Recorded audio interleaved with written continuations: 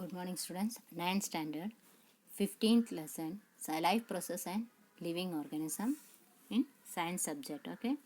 Last time we have seen peripheral nervous system and spinal cord, parts of spinal cord. That all we have seen, and parts of the brain and functions of the brain.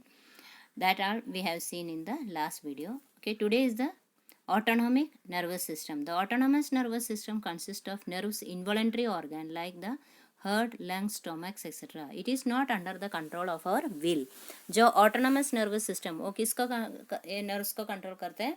जो भी इन्वॉलंटरी organs रहता है, अपने जो अपने मन से कुछ भी नहीं कर सकते हम लोग, पैसा हार्ट, लंग्स, स्टोमक, ये इन्वॉलंटरी ऑर्गन्स रहता है, उसका जो नर्व्स रहता है उसका ऑटोनॉमिक नर्व सिस्टम के अंदर आता है. ठीक है. तो फर्स्ट जो है रिफ्लेक्स एक्शन. तो कौन सा भी देखो, एक इमीडिएटरी या इनवॉलंटरी रेस्पॉन्स होता है given to stimulus from the environment is called reflex action. For example हम लोग कुछ तो भी अभी देखो उसमें आपका पिक्चर में दिया हुआ है रिफ्लेक्स एक्शन का. ऐसा हाथ को टच किया तो हम लोग हाथ पीछे खींच लेते हैं, कुछ आग लगे तो या कुछ इलेक्ट्रिक शॉक बैठे तो सब हम लोग क्या करते हैं, हाथ पीछे खींच लेते हैं, क्या नहीं. Sometimes we are react to an incident without any thinking in our part of control.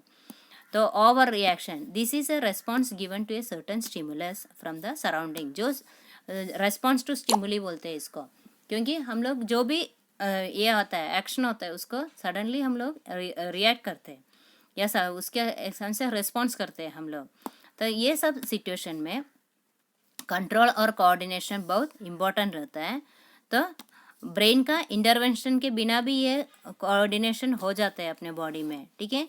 Spinal cord is the centre of coordination for the reflex action. तो रिफ्लेक्स एक्शन का मेन कौन रहता है? स्पाइनल कॉर्ड जो रहता है वो रहता है इसका सेंटर. ब्रेन से भी ज़्यादा ये स्पाइनल कॉर्ड्स के ऊपर डिपेंड रहता है. तो आप लोग देखो, ये जो क्या बोलते हैं, पूरा जब भी हाथ लगे तो हम लोग ये पीछे खींच लेते हैं, क्या नहीं. तो ये जो भी अपने को ये होता है, फील होता है, वो सब अपने को ब्रेन को पहुंचने के पहले ही स्पाइनल कॉर्ड उसका एक्शन कर लेते हैं. ठीक है. आए इतना समझ में. Next is a chemical control. जो कंट्रोल रहता है, कंट्रोल और कोऑर्डिनेशन रहता है अपने बॉडी में, और जो कुछ केमिकल सब्सटेंस के हिसाब से होता है. कंट्रोल और कोऑर्डिनेशन पूरा अपने बॉडी में होता है कुछ केमिकल सब्सटेंस की वजह से. उसको हम लोग बोलते हैं हार्मोन्स. ठीक है. Hormones are secreted by endocrine glands. तो एंडोक्राइन ग्लैंड्स बोल के ग्लैंड्स रहता है, और वो तो आप लोगों को पता है अलग अलग टाइप का ग्लैंड्स अपने बॉडी में रहता है. तो ये एंडोक्राइन ग्लैंड जो रहता है वो हॉर्मोन्स को प्रोड्यूस करते हैं. ठीक है. These glands are also called as ductless glands. Ductless glands भी बोलते हैं इसको. And these glands do not have any arrangement of their own or either to store or ग्रेसी देयर सीक्रेशंस. तो ये ग्लैंड्स को जो रहता है वो अरेंजमेंट नहीं रहता है, या किधर भी स्टोर करना भी उसको ये नहीं होता है. Hence as soon as hormones are produced they are directly release into the blood circulation. तो जैसे जैसे प्रोड्यूस होता है हार्मोन, जैसे प्रोड्यूस होता है वो क्या करता है, ब्लड सर्कुलेशन में वो रिलीज कर लेते हैं, जब ब्लड के साथ वो मिक्स होने के लिए रिलीज कर लेते हैं. तो ये एंड्रोसाइन ग्लैंड्स जो रहता है वो are at specific locations in our body and their secretions reach all parts of the body via blood. तो ये जो एंडोक्राइन ग्लैंड्स रहता है, वो एंडोक्राइन ग्लैंड्स में जो भी हार्मोन्स प्रोड्यूस है वो अपने पूरे बॉडी में जल्दी से जल्दी ब्लड सर्कुलेशन के थ्रू सप्लाई हो जाते हैं अलग अलग पार्ट में, क्योंकि वो स्टोर नहीं करते किधर. उसका जो भी बनाया हुआ हार्मोन्स रहता है वो जल्दी से जल्दी वो सब जगह पे पहुंच जाता है. And endocrine glands along with the nervous system are responsible for the control and coordination of our body. तो ये जो एंड्रोक्राइन ग्लैंड रहता है वो नर्वस सिस्टम के साथ रेस्पॉन्सिबिलिटी लिया हुआ है. किसके लिए? कंट्रोल और कोऑर्डिनेशन, अपने बॉडी का कंट्रोल और कोऑर्डिनेशन का. And this systems helps to each other to control and interrogate various activities of the body. तो ये दोनों मिलके कंट्रोल करते हैं. And a marked difference between these two systems is that nerve impulses are fast but short-lived, whereas the action of hormones is very slow but long-lasting. तो जो इसका ये क्या हुआ, नर्व का जो काम रहता है वो बहुत फास्ट रहता है लेकिन थोड़ा सा टाइम के लिए रहता है. लेकिन हार्मोन का क्या काम रहता है, ये रहता है वो हार्मोन्स जो रहता है वो स्लोली काम करते हैं, लेकिन बहुत देर तक चालू ही रहता है, ठीक है, लॉन्ग लास्टिंग रहता है हार्मोन्स.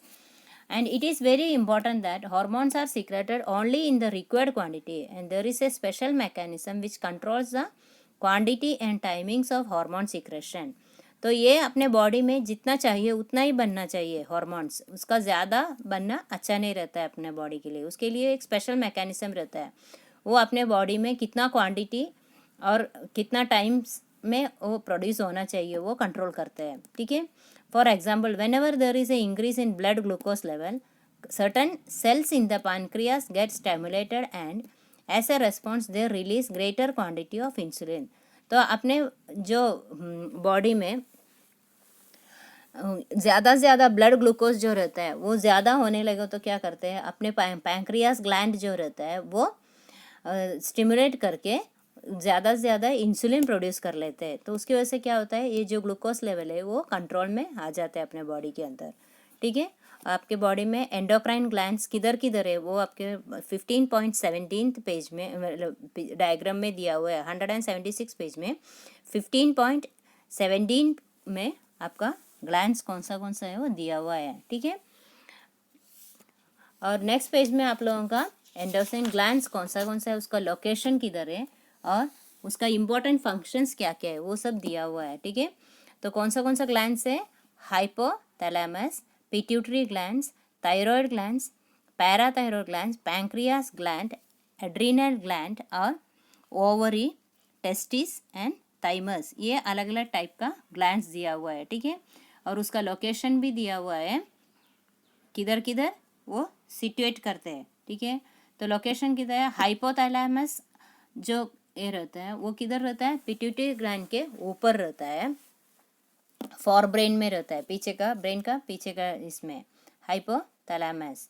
और पिट्यूटरी जो रहता है, पिट्यूटरी किधर रहता है, at the base of brain, brain का बेस में पिट्यूटरी रहता है. उसका काम क्या रहता है, ग्रोथ ऑफ बोन्स और थायराइड ग्लैंड का ये स्टिमुलेट करना, और adrenal gland milk production, growth of controls the growth of gonads. ये सब पिट्यूटरी ग्लैंड्स का फंक्शन रहता है. और वाटर लेवल जो रहता है अपने बॉडी का वो भी रेगुलेट करते हैं, ठीक है. और कॉन्ट्रैक्ट्स द यूट्रस ड्यूरिंग पेट्यूरेशन, तो पेट्यूरेशन के टाइम पे उसको कॉन्ट्रैक्ट्स करने का काम भी पिट्यूटरी ग्लैंड्स करते हैं. Next is the thyroid. Thyroid किधर रहता है, लोकेशन किधर रहता है, anterolateral sides of trachea and neck region.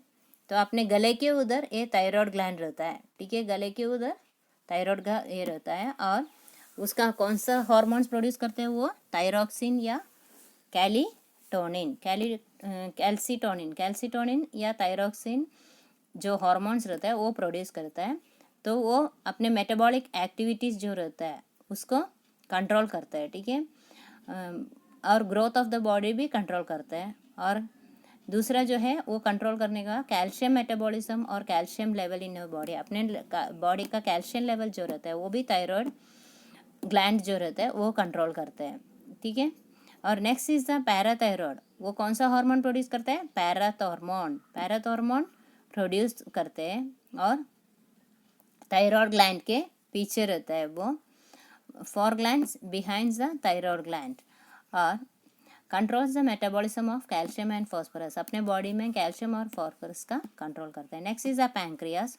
वो उसका भी फंक्शन बहुत सारा रहता है. तो मेन वो क्या है, एक्सेस ब्लड ग्लूकोज जो रहता है वो ग्लाइकोजन में कन्वर्ट करते हैं, ठीक है. और ग्लाइकोजन में से ग्लूकोज को कन्वर्ट करते हैं. और इंसुलिन लेवल जो रहता है और ग्लूकोजन लेवल रहता है उसको भी कंट्रोल में रखते हैं पैनक्रियास. और उसका कौन सा है, insulin, glycogen, somatostatin and pancreatic polypeptide, ये सब हार्मोन्स प्रोड्यूस करते हैं पैंक्रियास.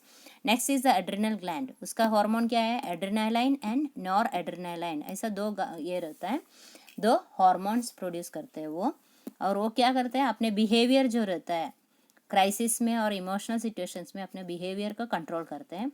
और stimulates heart and is conducting tissue and metabolic process.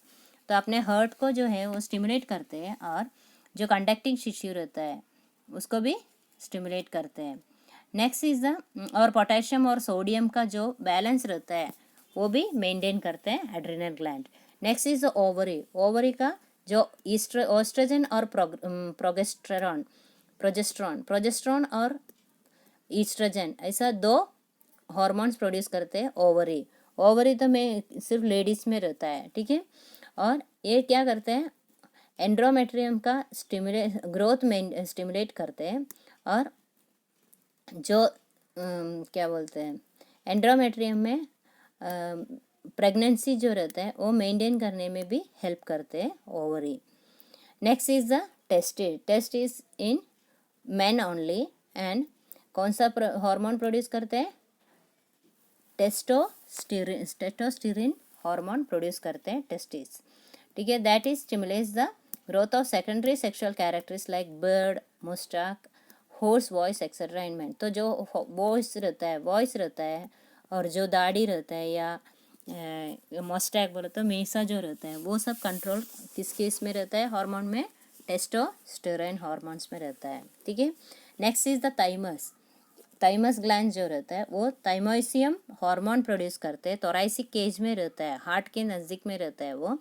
और वो क्या करते हैं, इम्यूनिटी, अपना इम्यूनिटी जो रहता है, इम्यूनिटी राइज करने में हेल्प करते हैं, उसको बढ़ाने में, इम्यूनिटी बढ़ाने में।